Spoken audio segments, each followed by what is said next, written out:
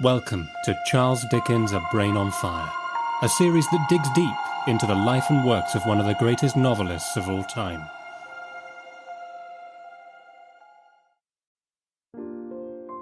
Hi everyone, Happy New Year and happy 9th day of Christmas. Our final festive reading comes from Dickens' last Christmas book, The Haunted Man and the Ghost's Bargain, and is read today by the fantastic actor Tom Andrews.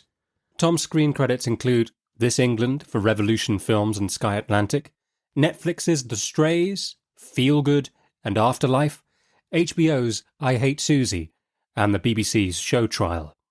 His stage work includes the Royal National Theatre production of Major Barbara and the accidental death of an anarchist in London's West End. In the following scene that Tom's going to read for us, a celebrated chemist and teacher, Dr Redlaw, is sitting down to dinner one Christmas. He is alone in his study, and there are dark shadows gathering in around him. He is full of grief, and feels that each passing year only seems to add to the store of regrets and painful memories. Meanwhile, the Swidger family, Redlaw's servant William, William's wife Millie, and William's elderly father Philip, visit the gloom of Redlaw's room and gently try to cheer him and decorate his surroundings with branches of holly. "What is that the old man has in his arms?" asked Mr. Redlaw as he sat down to his solitary meal. "Holly, sir," replied the quiet voice of Millie. "That's what I say myself, sir," interposed Mr. William, striking in with the butter boat.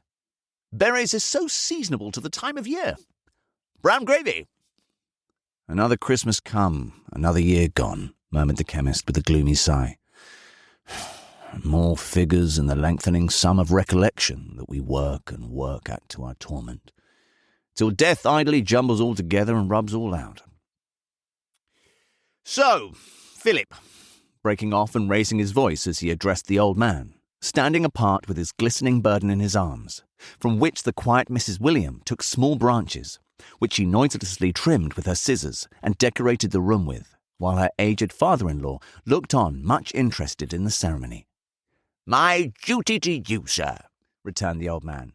"Should have spoke before, sir, but know your ways, Mr. Redlaw proud to say, and wait till spoke to. Merry Christmas, sir, and Happy New Year, and many of 'em. I've had a pretty many of 'em myself,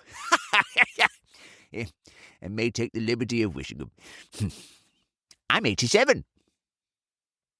"Have you had so many that were merry and happy?" asked the other. "Aye, sir, ever so many," returned the old man. "Is his memory impaired with age? Is it expected now?" said Mr. Redlaw, turning to the son and speaking lower. "Not a morsel of it, sir," replied Mr. William. "That's exactly what I say myself, sir. There was never such a memory as my father. He's the most wonderful man in the world. He don't know what forgetting means. It's the very observation I'm always making to Mrs. William, sir, if you'll believe me." Mr. Swidger, in his polite desire to seem to acquiesce at all events, delivered this as if there were no iota of contradiction in it, and it were all said in unbounded and unqualified assent. The chemist pushed his plate away, and rising from the table walked across the room to where the old man stood, looking at a little sprig of holly in his hand. "It recalls the time when many of those years were old and new then," he said, observing him attentively, and touching him on the shoulder. "Does it?" "Oh, many, many," said Philip, half awaking from his reverie. "I'm 87. "Merry and happy, was it?" asked the chemist in a low voice. "Merry and happy, old man." "Maybe as high as that. No higher," said the old man, holding out his hand a little way above the level of his knee and looking retrospectively at his questioner. "When I first remember 'em. Cold, sunshiny day it was, out a-walking, when someone— It was my mother, as sure as you stand there, though I don't know what her blessed face was like, for she took ill and died that Christmas time. Told me they were food for birds.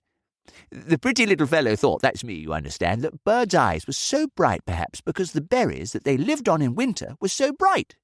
I recollect that, and I'm 87. "Merry and happy," mused the other, bending his dark eyes upon the stooping figure with a smile of compassion. "Merry and happy, and remember well." "Aye, aye, aye," returned the old man, catching the last words, I remember 'em well, in my school time, year after year, and all the merrymaking that used to come along with 'em. I was a strong chap then, Mr. Redlaw, and if you'll believe me, hadn't my match at football within 10 mile. Where's my son, William? Hadn't my match at football, William, within 10 mile. That's what I always say, Father, returned the son promptly and with great respect. You are a Swidger, if ever there was one of the family. Dear, said the old man, shaking his head as he again looked at the holly. His mother, my son William's, my youngest son, and I have sat among them all, boys and girls, little children, babies, many a year when the berries like these were not shining half so bright all around us as their bright faces. Many of 'em are gone.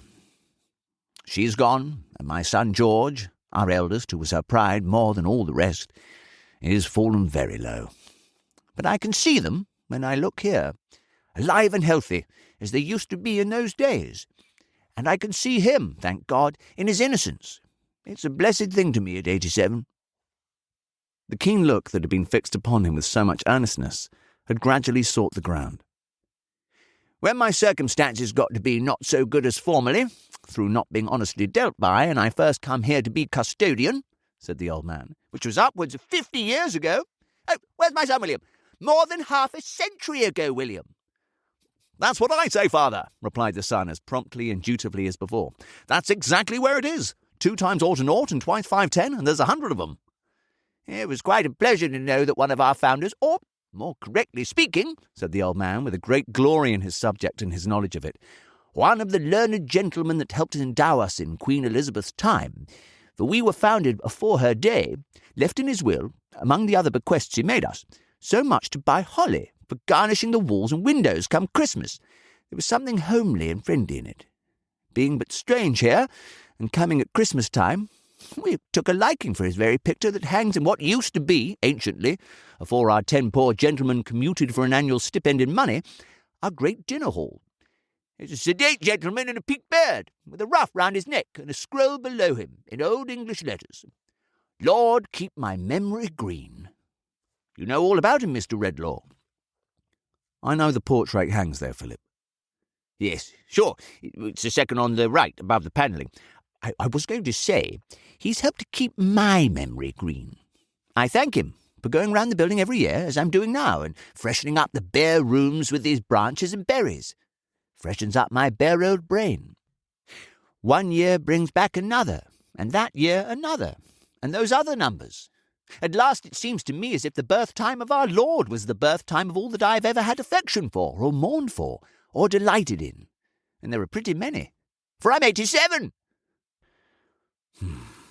Merry and happy, murmured Redlaw to himself. The room began to darken strangely. So you see, sir, pursued old Philip, whose hale wintry cheek had warmed into a ruddier glow, and whose blue eyes had brightened while he spoke, I have plenty to keep when I keep this present season. Now, where's my quiet mouse? Chattering's the sin of my time of life, and there's half the building to do yet, if the cold don't freeze us first, or the wind don't blow us away, or the darkness don't swallow us up. The quiet mouse had brought her calm face to his side, and silently taken his arm before he finished speaking. Come away, my dear, said the old man. Mr. Redlaw won't settle to his dinner otherwise. It's as cold as the winter. I hope you'll excuse me rambling on, sir, and I wish you a good night, and once again a merry stay, said Mr. Redlaw, resuming his place at the table. Thank you for listening to Charles Dickens' A Brain on Fire. If you're enjoying these episodes and would like to make a small donation towards the costs of producing them, please follow the link at the bottom of the description and you can make a donation there. Every coffee you buy makes a huge difference. Thank you ever so much, and see you next time.